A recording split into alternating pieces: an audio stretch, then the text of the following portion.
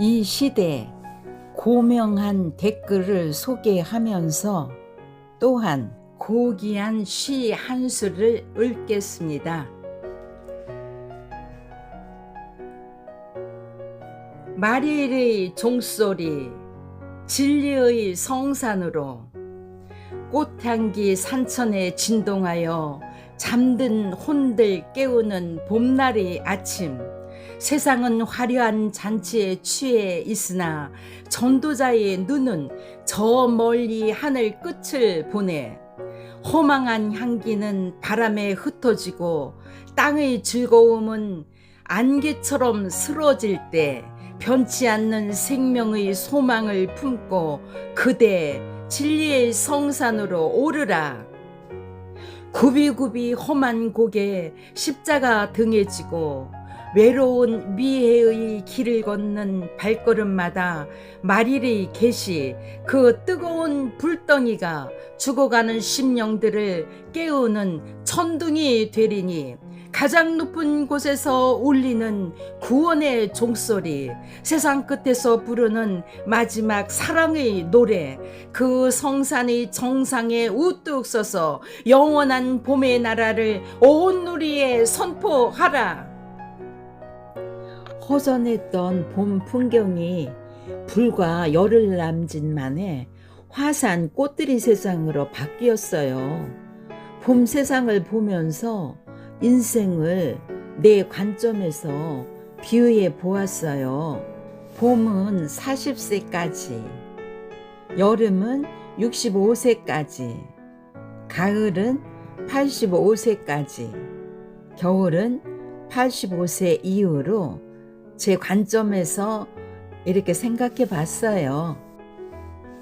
온 세상 봄꽃 축제와 그 꽃들의 향기로 무심령들이 약동하며 진동할 때 정말 계시복음 전파하는 미의 전도자 본인은 마릴의 최고 높은 진리의 성산에 오르라는 신금을 올리는 시 한 수 올리게 되었어요. 오직 우리 주 곧 구주 예수 그리스도의 은혜와 저를 아는 지식에서 자라가라. 영광이 이제와 영원한 날까지 저에게 있을지어다. 베드로후서 3장 18절의 말씀으로 권고드립니다. 한 번 더 마음판에 명백히 새깁니다. 오직 우리 주 곧 구주 예수 그리스도의 은혜와 저를 아는 지식에서 자라가라. 영광이 이제와 영원한 날까지 저에게 있을지어다.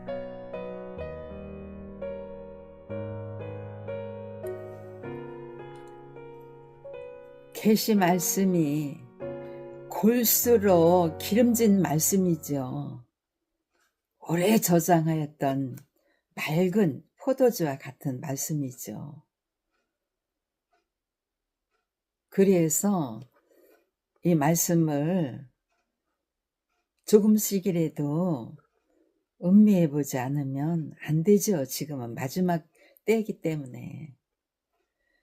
이 말씀은 대단히 단단한 말씀이기 때문에 평상시에 성령의 인도를 받아서 말씀을 다 깨달아 알고 있다 하더라도 이 말씀을 표현하기에는 좀 멈칫멈칫하고 좀 막히는 것 같고 그럴 때가 많이 있어요. 이 말씀을 계속 묵상하면서 성령의 인도를 계속 받고 있어야 이게 순조롭게 말씀이 계시의 영이 순조롭게 풀려나가는 거거든요. 그런데 아무것도 안 하고 집에서 말씀만 보고 있으면 그렇게 할 수 있겠지만 때에 따라서는 나가서 운동도 하고 복지가 아닌 사람들이랑 또 연결돼서 또 시간도 보내고 또 집에서 살림도 하고 이러다 보면은 또 이 말씀을 계시 말씀을 접할 때는 조금 생소한 듯 그런 때도 많이 있죠. 그래서 이 말씀을 차분히 앉아서 보고 있으면 이게 볼 때마다 하나님이 열어주시는 이 계시의 영이 자꾸 조금씩 열려요. 예전보다 많이 영이 밝아져 있는 거죠. 계시록 1장에서 22장까지 전체적인 하나님의 뜻과 계획을 다 알고 있지만 이 계시 말씀을 못 들어본 사람들, 들어도 뭐가 뭔지 모르는 사람들에게, 어린 아이에게는 젖이나 죽을 먹이듯 그렇게 만들어서 먹여야 되는 그러한 과정을 겪으면서 전해야 되기 때문에 조금 순탄치 않을 때가 많이 있어요. 말씀 알아듣는 사람들 앞에서 장성한 자까지 성장한 사람들, 그 사람들 앞에서 전할 때는 더 과감하게 말씀이 막 나갈 수가 있지요. 그러나 지금은 모든 사람들을 상대로 하나님 예수님을 믿는 사람이나 안 믿는 사람이나 천주교인이나 불교인이나 이 마지막 때에 계시 말씀을 들음으로 그 말씀의 생각과 마음판에 받아들여지고 믿어지고 그런 사람들은 마지막 때에 복을 받는 거예요. 이 예언의 말씀을 읽고 듣고 지키는 자는 복이 있다고 했잖아요. 새로운 영생 구원의 축복의 역사죠. 그래서 말씀이 순간순간 인도하는 대로 그냥 보면서 음미해 보면서 그러는 게 좋겠다 싶은 거예요. 오늘 지금은 5장 계시록 5장을 제가 지금 펴놓고 있거든요. 5장을 좀 살펴보면서 조금 어떻게 말씀이 왔다 갔다 인도가 되는지 말씀이 길이 돼서 따라가 보겠습니다. 그래, 말씀을 전하다 보면 제가 이 말씀 가지고 죽게 살기로 애우려고 암송해서 전하려고 무장한 것도 아니고 자연스럽게 성령의 흐름 따라 이렇게 인도받아서 하고자 그렇게 생각이 들거든요. 그래서 시간이 많은 시간을 요하는 게 아니고 제가 전체적인 영상 시간을 한 15분에서 한 20분, 어떤 때는 10분에서 15분, 그 정도로 기준으로 하고 있어요. 그런데 어떤 때는 길을 때는 나도 모르는 사이에 한 25분도 할 때가 있더라고요. 그럴 때는 참으로 부드럽게 말씀을 전하고 사람 마음을 좀 기쁘게 하는 그러한 이게 소통할 수 있는 말씀을 듣기 좋아하는 사람들에게는 좀 미안한 생각도 들기는 해요. 그러나 제가 이 계시 말씀을 깨달아서 지금 이 시점까지 올 때에는 저는 엄청난 혹독한 이 말씀 무장의 시간들을 연단을 받았어요. 거기에 따라오려면은 정말 하늘의 별 따기죠. 그렇게 많은 시간과 세월을 보내고 이 계신 말씀도 수도 없이 몇백 번 읽었을 거예요. 낭송하고 녹음하고 몇백 번 읽고 쓰기도 엄청나게 쓰고, 이런 말 이제 그만하고 직접 말씀으로 보겠습니다. 5장 1절에 내가 보매 보좌에 앉으시니 오른손에 보좌에 앉으시니 하나님 오른손에 책이 있으니 안팎으로 썼고 7인으로 봉하였더라. 안팎으로 써진 책이 딱 봉해져 있는 책이 보좌에 앉으시니 오른손에 있었던 거죠. 또 보면 힘 있는 천사가 큰 음성으로 외치기를 누가 책을 펴며 그 인을 떼기에 합당하냐 하니 책을 펴야 되고 그 인을 떼어야 돼요. 하늘 위에나 땅 위에나 땅 아래에 능히 책을 펴거나 보거나 할 리가 없더라. 이때 없었던 거예요. 처음에 5장 1절부터 시작할 때는. 이 책을 펴거나 보거나 하기에 합당한 자가 보이지 않기로 내가 크게 울었더니, 내가 여기서 울었다는 것은 사도 요한이가 울었다는 거예요. 사도 요한이가 이걸 다 보고 이걸 기록한 것이기 때문에 이거 보면서 울었다는 거죠. 장로 중에 하나가 내게 말하되 울지 말라. 유대 지파의 사자 다윗의 뿌리가 이겼으니 이 책과 그 7인을 떼시리라 하더라. 다윗의 뿌리, 예수님이 이겼으니까 그 7인을, 이 책과 그 7인을 떼시리라 하시는 거예요. 6절 내가 또 보니 보좌와 내 생물과 장로들 사이에 어린 양이 섰는데 일찍 죽임을 당한 것 같더라. 7뿔과 7눈이 있으니 7뿔, 7의 권세자예요.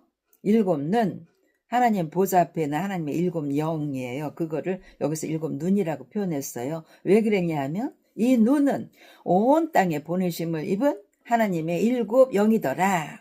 온 땅에 보내심을 입어서 이 온 세상을 다 보고 있기 때문에 눈이라고 표현했는데 하나님의 7영이더라. 그래서 7눈은 하나님의 7영이에요.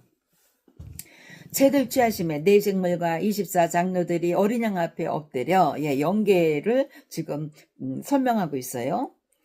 각각 검은 거와 향이 가득한 금대접을 가졌으니 각각 24장로 네 생물 전부가 다 각각 검은 거와 향이 가득한 금대접을 각각 다 가졌어요. 이 향은 성도의 기도들이라. 영계에서 네 생물과 24장로들이 금대접을 다 갖고 있는데 그 금대접에는 향이 담겼는데 그 향은 성도의 기도들이라. 성도의 기도들이 올라와서 영계에서 그걸 다 갖고 있다는 것을 표현한 거예요. 이 말뜻을 하나하나 분명하게 이것을 살펴보고 깨달아야 돼요. 9절 새 노래를 노래하여 가로되, 영계에서 네 생물과 24장로들이 새 노래를 노래하여 가로되 하는 거, 새 노래를 부르는 거예요. 책을 가지시고, 책은 누가 가져서? 예수님이 가졌죠.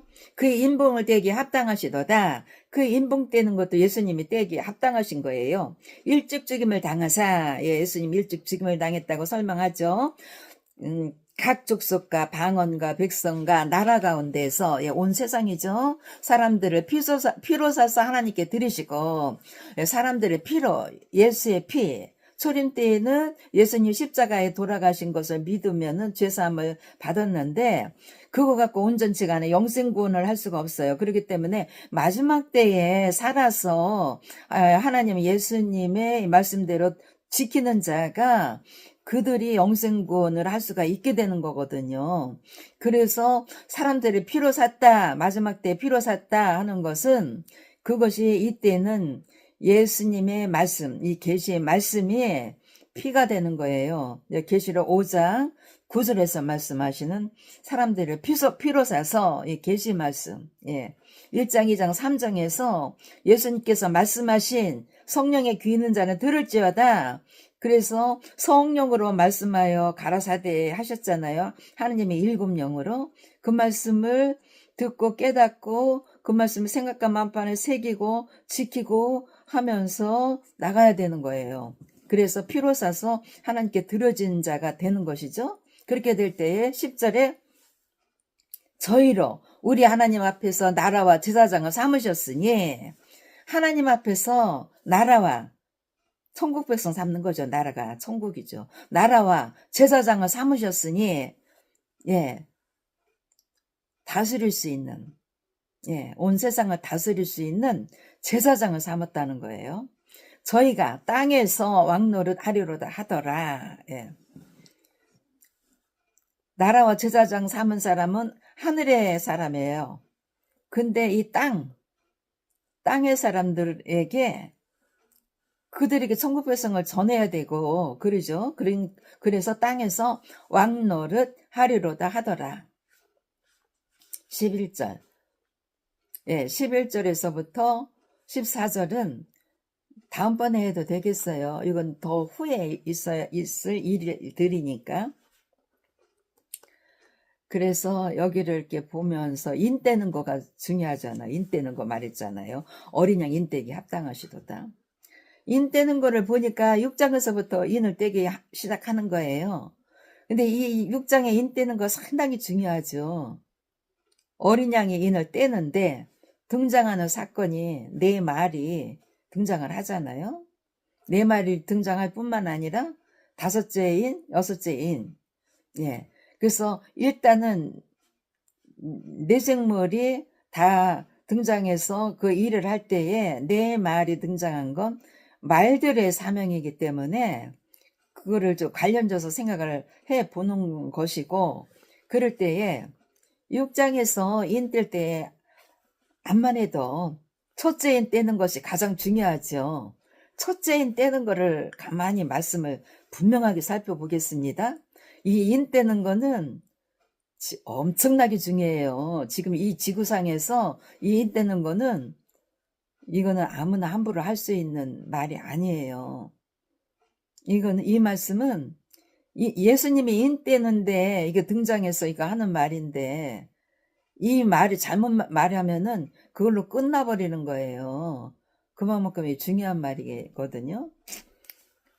그래도 지금 마지막 시대에 온 세상에 대한민국도 혼란하고 어둡고 방황하고 있는 이때이기 때문에 인 떼는 거 여기서 인 떼기 시작해서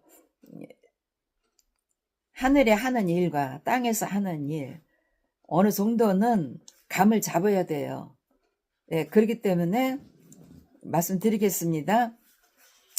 내가 보면 어린 양이 7인 중에 하나를 떼시는 그때에, 어린 양 예수님이 7인 중에 하나를 떼시는 그때에 내가 들으니 네 생물 중에 하나가, 네 생물 중에 하나, 첫 번째 생물 하나가 우레소리 같이 말하되, 우레소리 이거는 하늘에서 나는 소리예요. 하늘 지금 연계해서 우레소리 같이 말하되 오라 하기로, 하늘의 음성으로 우레소리 같이 말하되 오라 하는 거예요. 그럴 때 내가 이해해보니 흰말이 있는데, 이 흰말은 하늘의 일을 그 뜻을 받들어서 해나가는 이 흰말이에요. 그래서 흰말은 원래 있었어요. 하나님이, 예수님이 이 마지막 때의 역사를 시작해 나갈 때, 계시록 1장에서부터 시작해 나갈 때 이 흰말은 그 하나님이 시작해 나가시는 그 하늘의 소속이에요. 흰말이. 그래서 흰말이 있는데 그 탄자가 활을 가졌고, 탄자가 활을 가졌다. 흰말에게 탄자가 영이 탔는데 이 영이 활을, 이 무기가 예수님의 말씀이에요. 이 활은.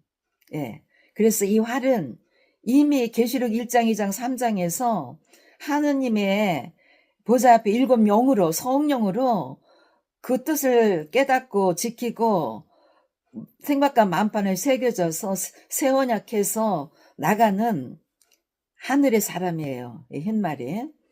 그래서 활을 가졌고 면류관을 받고, 그렇기 때문에 이 면류관은 생명의 면류관을 받은 거예요. 생명의 면류관은 2장에서 그걸 말씀해주고 있잖아요.